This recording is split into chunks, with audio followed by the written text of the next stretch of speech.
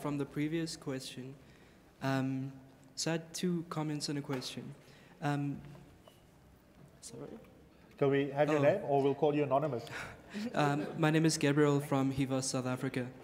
The first links to what Fadzai and Steve had said, and being in conversation with both of you, I know that states and state processes can be politically ambivalent and really difficult to negotiate. And I'm wondering if having an agenda and position is enough. I'm wondering if maybe we need to rethink the way we engage the state as a body, or spaces where states are in conversation. If we think about South Africa's position on the civil society space at the UNHRC, they're not trying at all to protect civil society there. They're doing something extremely dodgy. So then I'm wondering if we need to rethink the way we engage states. Linked to that, though, is the proposal made by maybe to move beyond traditional LGBTI modes, whether it's focusing on freedom of expression and association, or on the other hand, if I think about some of Cull's work around focusing on bodies that might be in danger in agency rather than identities, that offers opportunity to link LGBTI struggles with sex work and other movements as well. And then I'm wondering if maybe this is where African queer theory comes in. So there's a lot of talk at the moment about decolonizing our approaches. Even the language lesbian, gay, bisexual, transgender, and intersex is rooted in a colonial history, yeah? And queer, which talks about groups or people who might be different, who might challenge heteronormativity and patriarchy. Maybe that might be an approach that can be more inclusive, yeah. 20 seconds just on your first question. When you say rethinking the state, is there something specific practically you have in mind?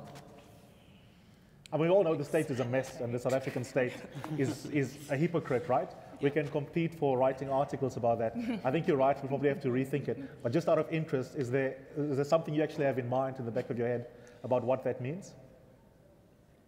Well, no, but there are two things I can throw into the pot maybe.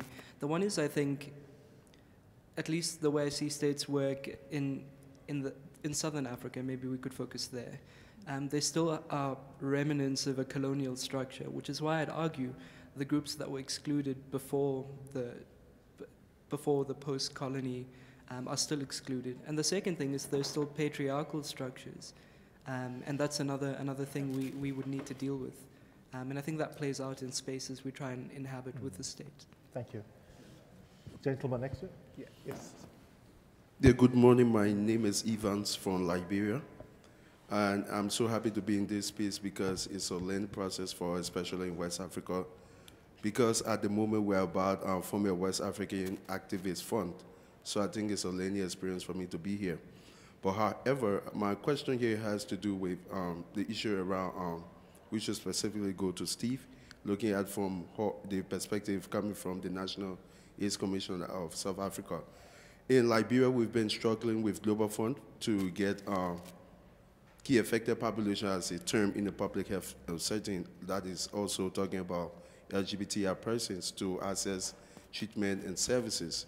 Unlike since 2010 until this year, before we've been able to have a seat on the LCM board, as we call the CCM.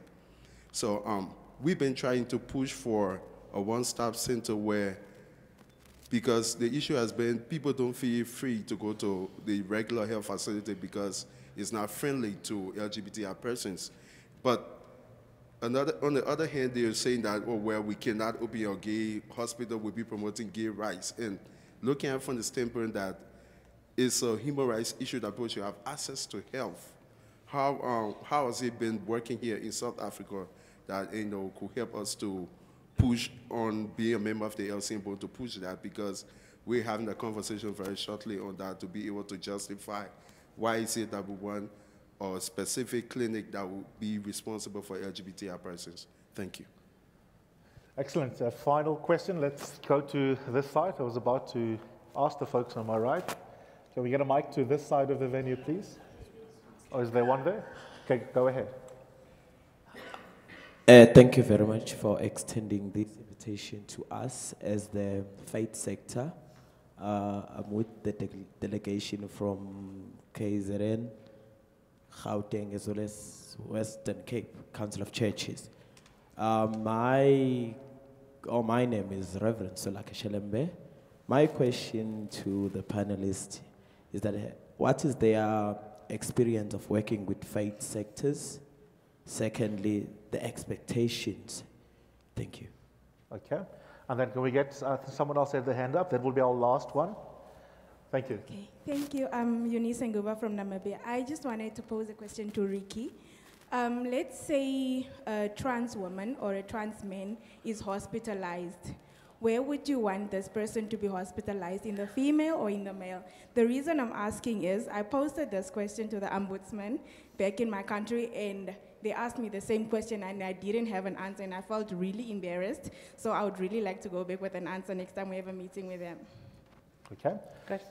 Okay, thank you for all your questions. So this is how we're going to wrap it to my panelists. You can respond to any of the questions or comments you want. Don't feel obliged to respond to all of them.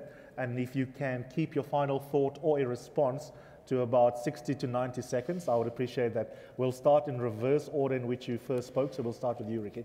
Okay, good. I'll address two issues. Firstly, to the direct question as to where would we like to be placed in a public hospital or facility. I would say that 99% of trans people would want to be placed in a facility they feel comfortable. So if I had to go to hospital or go to be arrested, like I was last year, I would be more comfortable to be around females, because I'm a trans woman, around women, okay? The question about religious leaders, what we are doing in our country, and the Director from the Sexual Rights Centre, Humphrey over there, can give testimony, is we are engaging our religious leaders in some very serious debates around issues to do with the LGBT and around sex work as well. And the way we have done it is that we have strategically selected religious leaders that we felt we would be able to work with and that would be more sympathetic to our cause. And that said, the idea of doing it that way is that having spoken to a select group of people, they in turn will go out and they will educate the rest of the people. So, thank you. Okay. Fadzai? I forgot I'm going in reverse. So, Alice, your question about binaries is very interesting, and I can't go into it in detail, but to say that even when you stood up and you spoke, you said you were straight, therefore creating a binary between straight and non-straight. Mm-hmm. And I think what's important about that and how we see it is that we all find power in binaries, depending on what it is, you know, straight, non-straight, heterosexual, homosexual, male, female. So the issue around power is one of the things that I guess we haven't really gotten into, and it's going to be difficult to get into when we have 60 seconds to respond. And I guess one of the things then, particularly because of your question then, Gabriel, around decolonization, is also how our African leaders think of us as an African, because there's an African and there's an African person. Yeah. And so in thinking about decolonization, how we name each other, maybe there's also an opportunity for us to start thinking critically about how we start developing a whole thought that's very different. There are people who we've read who developed thought. So how do we then take that up as a critical group of people who think and start writing things down and start thinking outside of the norms, the set, the boundaries? Thanks for that. Steve? You see, and thanks for the questions and comments. The most important thing, you know, when we talk about engaging states, engaging others, building allies, I always say that we all have to start, you know, we have to talk about the world in us and also us in the world. Because all the time we want to review how we engage, but we never look at ourselves on how we engaging or what are we engaging on who, on what. So I think we need to start from that point in that. So I think it's very critical to do it in that way. But I do think that I do think that all these things that we're having in South Africa, these structures, these forums, spaces to engage from a very multi-sectoral point of view, did not just get from somewhere. We had to fight to be in those spaces. Even the National Task Team, there had to be a petition, even though we started way back about tracking justice in South Africa. And secondly, even in the South African National AIDS Council, you know, it didn't just start now. It started way around 2004, 2003, when SANEC was established.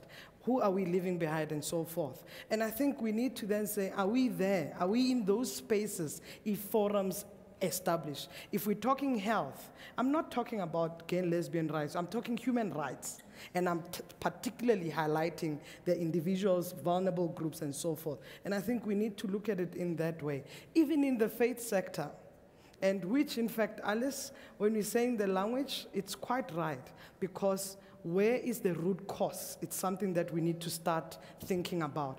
Right now, everything that we're doing, and most of the things we're doing, we are reactive. We're not proactive, and we're not necessarily addressing the root cause, which predominantly the root cause, which is how things are boxed, unboxed. It's religion that plays a bigger role. It's culture, Africans and Africans, and these are the roots that we need to start challenging. Whether we go into the health sector, whether we go into the safety and security, there's a way these root causes are. Before people provide services, they've already aligned to a particular grouping that they belong to, that it's against my religion, it is against my own culture. So we need to start challenging that. And in fact, that is the answer as well, Ricky, to then say, even in South Africa, we just didn't have these forums. We had to fight for them and then to then fix these laws that we are still sticking with. But I can tell you that laws don't happen, don't change overnight. And that is one of the most important things to say, that we have to use different approaches. And I'm very cautious, Eusebius, around that, because if we're saying we're not going to challenge the states or we're not going to be in that space, I'm finding it very problematic, because we have to look at various options of doing it. Okay, Monica? Thank you. I think I'd like to just emphasize the importance of documentation and research.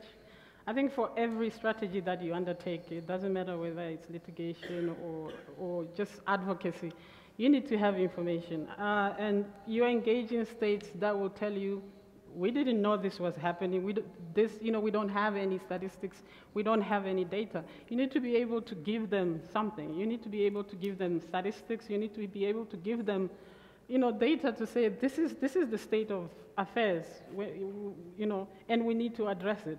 And something that is irrefutable. You have evidence-backed research that can, take you across.